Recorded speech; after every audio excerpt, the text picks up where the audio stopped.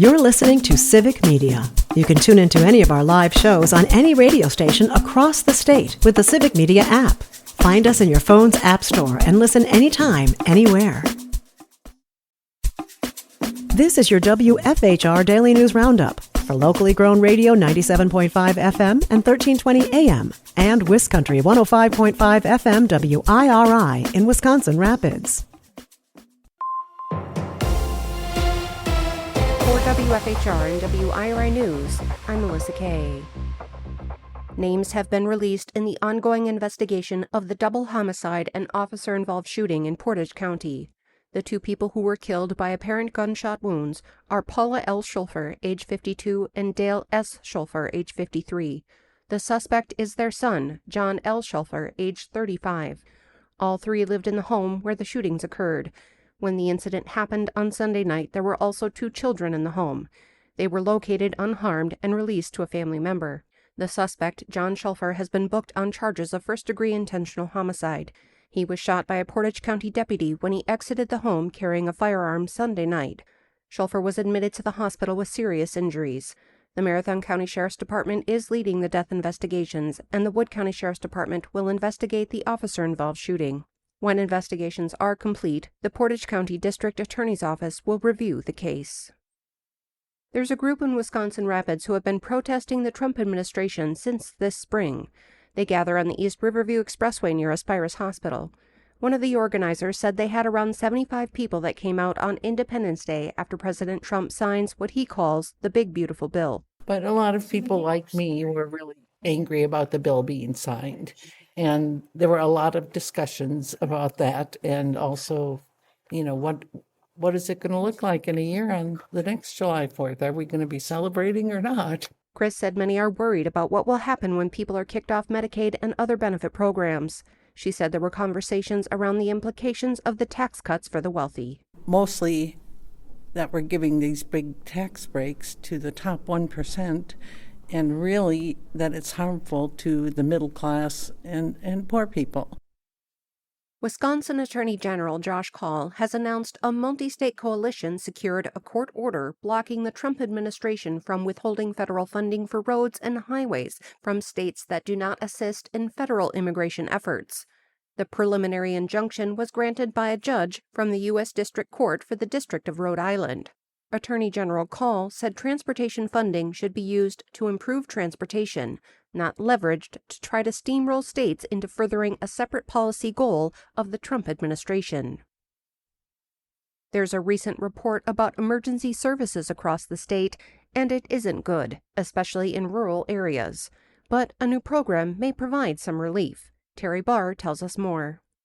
If you're facing an emergency, you want to know you can count on your local EMS and firefighters to help. But the results from a survey of Wisconsin fire chiefs shows there are problems, and it ranges from responding to calls with less staff than required and not having enough funding to pay the expenses. UW just created a rural EMS outreach program. Service that's provided by the government for the betterment of the community. There's different ideas on how to fix it, but there's a general consensus that there's a lot of challenges in this space. There's a lot of funding issues in this space, and there's a workforce issue in this space. That's agreed upon. Just how do you get to those solutions varies a little bit, but I think that's more based on personal philosophy than partisanship. James Small is now tasked with working with all sides through these challenges. His goal will be to increase the future sustainability of these important rural services. I'm Melissa Kay for WFHR and WIRI News. You can find more news and sign up for our newsletter at WFHR.com.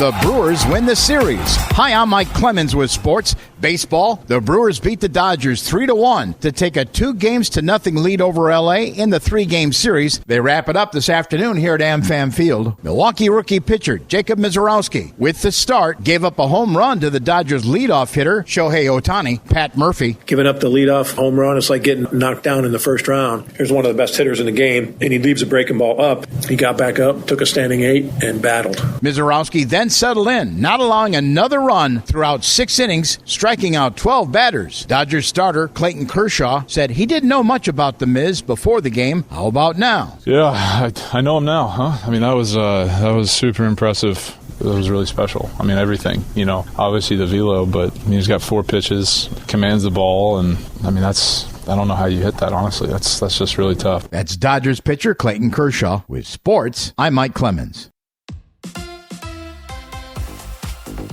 On your entertainment beat, I'm Pete Schwaba. It's kind of annoying that the Jurassic Park franchise movies have been pretty mediocre. Having said that, it's hard to mess up a franchise where you have access to dinosaurs. Jurassic World Rebirth followed suit with most of the other films and received mediocre reviews. I thought about 2/3 of it was good. When dinosaurs are terrorizing, it's great fun, and there are a couple of moments that will make you jump from your seat. Not a full-blown Pete pick, but it's worth a look. Well, if you missed the first 2 installments of the Thomas Crown Affair in 1968 and 1999, you'll have another chance, as there is yet another remake of the film. Michael B. Jordan is set to star and direct the latest reboot. According to TheWrap.com, joining him in the cast will be Lily Gladstone and Kenneth Branagh. Branagh has received multiple Oscar nominations for acting and has won one for screenwriting for Belfast. The Thomas Crown Affair is expected to be released in 2027. Despite mediocre reviews, dinosaurs prevailed as box office champions over the 4th of July weekend.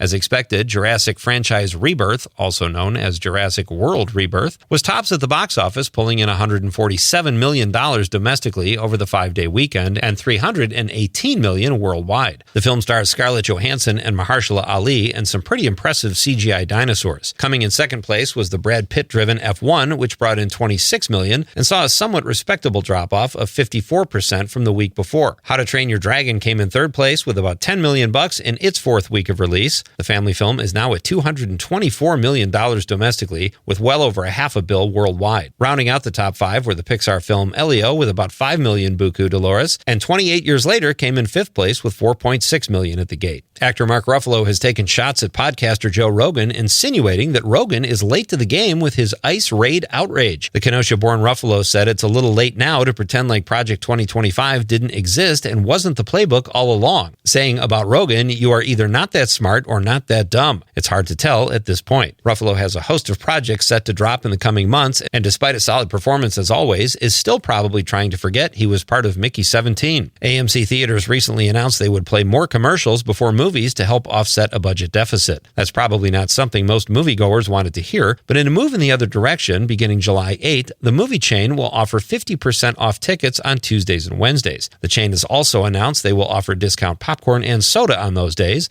This will allow the movie-going public to save a few bucks while still trying to add a few extra pounds. For more showbiz fun, tune into Nightlight with me, Pete Schwaba, weeknights from 6 to 8 p.m. on the Civic Media Radio Network.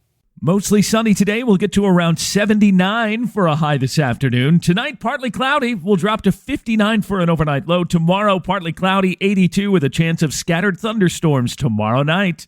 I'm meteorologist Sean Cable. Temperature now 67.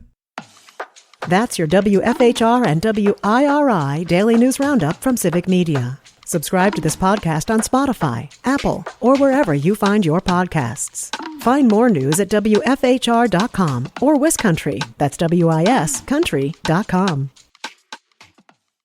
The national news cycle never stops, but it can be hard to find news about your local community. Civic Media is dedicated to providing quality local and state news coverage across Wisconsin. With the Civic Media app, you can get notifications about local stories that matter to you and your community. Find the free Civic Media app in your phone's app store and choose notifications from the menu to tell us what kind of news you want to hear about.